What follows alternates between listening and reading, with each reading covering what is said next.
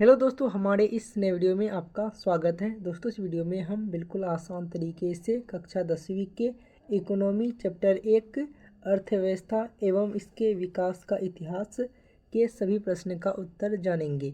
So video पर बने रहें। चलिए शुरू करते हैं। तो पहले हम वस्तुनिष्ठ प्रश्न को देखेंगे। तो पहला प्रश्न है, निम्न को प्राथमिक क्षेत्र कहा जाता है। इसमें 4 ऑप्शन दिया है। तो ऑप्शन क में है सेवा क्षेत्र, ख में है कृषि क्षेत्र, और ग में है औद्योगिक क्षेत्र, और घ में है इनमें से कोई नहीं। तो इसमें ऑप्शन ख सही है। कृषि क्षेत्र को ही प्राथमिक क्षेत्र कहा जाता है। उसके बाद दूसरा प्रश्न है, इनमें कौन से देश में मिश्रित अर्थव्यवस्था है। तो ऑप्शन क में है अमेरिका, ख में है चीन, ग में है भारत, और घ में है इनमें से कोई नहीं। तो इसमें ऑप्शन ग सही है। भारत में ही मिश्रित अर्थव्यवस्था है। उसके बाद तीसरा प्रश्न है, भारत में योजना आयोग का गठन कब किया गया था।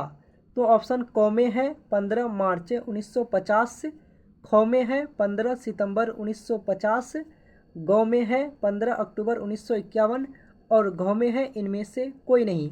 तो इसमें ऑप्शन क सही है। 15 मार्च 1950 को भारत में योजना आयोग का गठन किया गया था। उसके बाद चौथा प्रश्न है, जिस देश का राष्ट्रीय आय अधिक होता है वह देश कहलाता है। तो ऑप्शन क में है अविकसित, ख में है विकसित, ग में है अर्ध विकसित, और घ में है इनमें से कोई नहीं। तो इसमें ऑप्शन ख सही है। जिस देश का राष्ट्रीय आय अधिक होता है वह विकसित देश कहलाता है। उसके बाद पांचवा प्रश्न है, इनमें से किसे पिछड़ा राज्य कहा जाता है। तो ऑप्शन क में है पंजाब, ख में है केरल, ग में है बिहार, और घ में है दिल्ली। तो इसमें ऑप्शन ग सही है। बिहार को ही पिछड़ा राज्य कहा जाता है। उसके बाद आगे है, रिक्त स्थानों की पूर्ति करे। तो पहला प्रश्न है, भारत अंग्रेजी शासन का एक डॉट डॉट था। तो क्या था? उपनिवेश था। तो यहाँ पर उपनिवेश लिख दीजिएगा। दूसरा प्रश्न है, अंग्रेजों ने भारतीय अर्थव्यवस्था का डॉट डॉट किया। तो क्या किया था? शोषण किया था। तो यहाँ पर शोषण लिख दीजिएगा।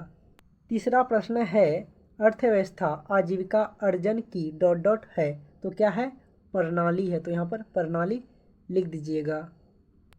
चौथा प्रश्न है, द्वितीयक क्षेत्र को डॉट डॉट क्षेत्र कहा जाता है। द्वितीयक क्षेत्र को औद्योगिक क्षेत्र कहा जाता है। तो यहाँ पर औद्योगिक लिख दीजिएगा। पांचवा प्रश्न है, आर्थिक विकास आवश्यक रूप से डॉट डॉट की प्रक्रिया है। तो परिवर्तन की प्रक्रिया है। तो यहाँ पर परिवर्तन लिख दीजिएगा। छठा प्रश्न है, भारत में आर्थिक विकास का श्रेय डॉट डॉट को दिया जाता है। तो नियोजन को दिया जाता है। तो यहाँ पर नियोजन लिख दीजिएगा। 7 नंबर का प्रश्न है, आर्थिक विकास की माप करने के लिए डॉट डॉट को सबसे उचित सूचकांक माना जाता है।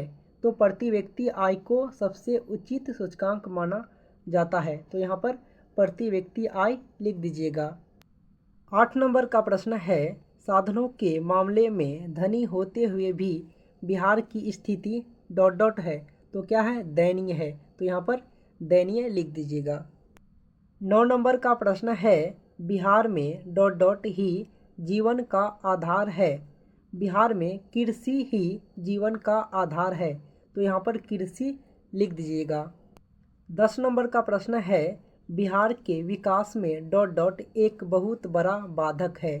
बिहार के विकास में बाढ़ एक बहुत बड़ा बाधक है। तो यहाँ पर बाढ़ लिख दीजिएगा। सभी वस्तुनिष्ठ प्रश्न का उत्तर बुक में दिया है। आप चाहे तो बुक से भी देखकर लिख सकते हैं। अब हम लघु उत्तरीय प्रश्न पर चलते हैं। तो पहला प्रश्न है, अर्थव्यवस्था किसे कहते हैं। तो इसका उत्तर है, अर्थव्यवस्था आर्थिक क्रियाओं का एक ऐसा संगठन है जिसके अंतर्गत लोग कार्य करके अपनी आजीविका चलाते हैं। उसे अर्थव्यवस्था कहते हैं। कहने का मतलब हुआ, व्यक्ति कोई कार्य जैसे कृषि, उद्योग, व्यापार आदि कार्य करके अपना जीवन यापन करते हैं उसे ही अर्थव्यवस्था कहते हैं। 2 नंबर का प्रश्न है मिश्रित अर्थव्यवस्था क्या है? तो इसका उत्तर है वह अर्थव्यवस्था है जहां उत्पादन के साधनों का स्वामित्व सरकार तथा निजी व्यक्तियों के पास होता है, उसे मिश्रित अर्थव्यवस्था कहते हैं। कहने का मतलब हुआ वह अर्थव्यवस्था जहां उत्पादन के साधनों का स्वामित्व यानी कि अधिकार है जो सरकार तथा निजी व्यक्ति दोनों के पास होता है, तो ऐसे अर्थव्यवस्था को हम मिश्रित अर्थव्यवस्था कहते हैं। जैसे भारत एक मिश्रित अर्थव्यवस्था वाला देश है। 3 नंबर का प्रश्न है सतत विकास क्या है? तो इसका उत्तर है ऐसा विकास जो जारी रह सके, टिकाऊ बना रह सके। सतत विकास में पर्यावरण को बिना क्षति पहुँचाए वर्तमान आवश्यकताओं की पूर्ति के साथ साथ आने वाली भावी पीढ़ियों की आवश्यकताओं को ध्यान में रखा जा सके, तो ऐसे विकास को सतत विकास कहते हैं। 4 नंबर का प्रश्न है आर्थिक नियोजन क्या है? तो इसका उत्तर है राष्ट्र की प्राथमिकताओं के अनुसार देश के संसाधनों का विभिन्न विकासात्मक क्रियाओं में प्रयोग करना ही आर्थिक नियोजन है। कहने का मतलब हुआ देश के संसाधनों का प्रयोग देश के विकास में प्रयोग करना ही आर्थिक नियोजन है। 5 नंबर का प्रश्न है मानव विकास रिपोर्ट क्या है? तो इसका उत्तर है मानव विकास रिपोर्ट संयुक्त राष्ट्र विकास कार्यक्रम के द्वारा पेश किया गया एक रिपोर्ट होता है जिसमें विभिन्न देशों की तुलना शैक्षणिक स्तर, स्वास्थ्य स्थिति एवं प्रति व्यक्ति आय के आधार पर किया जाता है। कहने का मतलब हुआ संयुक्त राष्ट्र विकास कार्यक्रम के द्वारा एक रिपोर्ट तैयार किया जाता है जिसमें विभिन्न देशों की शैक्षणिक स्तर, स्वास्थ्य स्थिति, प्रति व्यक्ति आय के आधार पर तुलना किया जाता है, उसे ही मानव विकास रिपोर्ट कहते हैं। 6 नंबर का प्रश्न है आधारिक संरचना पर प्रकाश डालें। तो इसका उत्तर है वे सभी तत्व जैसे बिजली, परिवहन, संचार, बैंकिंग, स्कूल, कॉलेज, अस्पताल आदि देश के आर्थिक विकास के आधार हैं, उन्हें देश का आधारिक संरचना कहा जाता है। अब लघु उत्तरीय प्रश्न खत्म हो गया, अब हम दीर्घोत्तरीय प्रश्न पर चलते हैं। तो दीर्घोत्तरीय का पहला प्रश्न है अर्थव्यवस्था की संरचना से क्या समझते हैं, इन्हें कितने भागों में बांटा गया है? तो इसका उत्तर है अर्थव्यवस्था की संरचना का मतलब विभिन्न उत्पादन क्षेत्रों में विभाजन से है, जैसे कृषि, उद्योग, व्यापार, बैंकिंग, बीमा, परिवहन, संचार आदि। इन्हें 3 भागों में बांटा गया है। पहला है प्राथमिक क्षेत्र, दूसरा है द्वितीयक क्षेत्र, तीसरा है तृतीयक क्षेत्र। तो पहला क्या है प्राथमिक क्षेत्र। प्राथमिक क्षेत्र को कृषि क्षेत्र भी कहा जाता है, जैसे कृषि, पशुपालन, मछली पालन, जंगलों से वस्तुओं को प्राप्त करना, ये सभी प्राथमिक क्षेत्र के अंतर्गत आते हैं। दूसरा क्या है द्वितीयक क्षेत्र। द्वितीयक क्षेत्र को औद्योगिक क्षेत्र भी कहा जाता है, जैसे व्यवसाय, निर्माण कार्य, जन उपयोगी सेवाएं, गैस और बिजली आदि, ये सभी द्वितीयक क्षेत्र के अंतर्गत आते हैं। तीसरा क्या है तृतीयक क्षेत्र। तृतीयक क्षेत्र को सेवा क्षेत्र भी कहा जाता है, जैसे बैंक एवं बीमा, परिवहन, संचार एवं व्यापार आदि, ये सभी तृतीयक क्षेत्र के अंतर्गत आते हैं। उसके बाद दूसरा प्रश्न है आर्थिक विकास क्या है? आर्थिक विकास तथा आर्थिक वृद्धि में अंतर बतावे। तो इसका उत्तर है आर्थिक विकास एक ऐसी प्रक्रिया है जिसके द्वारा दीर्घकाल में किसी अर्थव्यवस्था की वास्तविक राष्ट्रीय आय में वृद्धि होती है। आर्थिक विकास तथा आर्थिक वृद्धि में कोई अंतर नहीं माना जाता है, लेकिन कुछ अर्थशास्त्रियों का मानना है कि अंतर होता है। अर्थशास्त्रियों के अनुसार वृद्धि शब्द का प्रयोग आर्थिक दृष्टि से विकसित देशों के संबंध में किया जाता है, जबकि विकास शब्द का प्रयोग विकासशील देशों के संदर्भ में किया जाता है। 3 नंबर का प्रश्न है, आर्थिक विकास की माप कुछ सूचकांकों के द्वारा करें।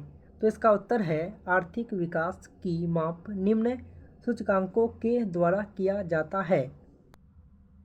तो पहला है राष्ट्र आय और दूसरा है प्रति व्यक्ति आय। राष्ट्रीय आय किसी देश में एक वर्ष की अवधि में उत्पादित सभी वस्तुओं एवं सेवाओं के मौद्रिक मूल्य के योग को राष्ट्रीय आय कहते हैं। दूसरा है प्रति व्यक्ति आय। राष्ट्रीय आय को देश की कुल जनसंख्या से भाग देने पर जो भागफल आता है उसे प्रति व्यक्ति आय कहते हैं। तो इसका सूत्र है प्रति व्यक्ति आय बराबर राष्ट्रीय आय बटे कुल जनसंख्या। अब हम चौथा प्रश्न पर चलते हैं। 4 नंबर का प्रश्न है, बिहार के आर्थिक पिछड़ेपन के क्या कारण है? बिहार के पिछड़ेपन दूर करने के लिए कुछ मुख्य उपाय बतावे। इस प्रश्न का उत्तर थोड़ा लंबा होगा, तो इसका उत्तर है, बिहार के आर्थिक पिछड़ेपन के कारण निम्न है। पहला कारण है तेजी से बढ़ती हुई जनसंख्या। बिहार में जनसंख्या काफ़ी तेजी से बढ़ रही है। इसके चलते विकास के लिए साधन कम हो जाते हैं। अधिकांश साधन जनसंख्या के भरण पोषण में चला जाता है। दूसरा कारण है आधारिक संरचना का अभाव। किसी भी देश या राज्य के लिए आधारिक संरचना का होना जरूरी है, लेकिन बिहार इस मामले में पीछे है। राज्य में सड़क, बिजली एवं सिंचाई का अभाव है, साथ ही शिक्षा एवं स्वास्थ्य सुविधा भी कम है। तीसरा कारण है कृषि पर निर्भरता। बिहार की अर्थव्यवस्था पूरी तरह कृषि पर आधारित है। यहाँ की अधिकांश जनता कृषि पर ही निर्भर है, लेकिन हमारी कृषि की भी हालत ठीक नहीं है। हमारी कृषि काफ़ी पिछड़ी है। चौथा कारण है बाढ़ तथा सूखा से क्षति। हर साल कम या अधिक बाढ़ बिहार में आना तय है, जिसके कारण जान माल की काफ़ी क्षति होती है।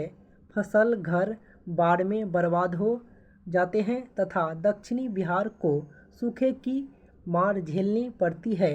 अकाल जैसी स्थिति का सामना करना पड़ता है। पांचवा कारण है औद्योगिक पिछड़ापन।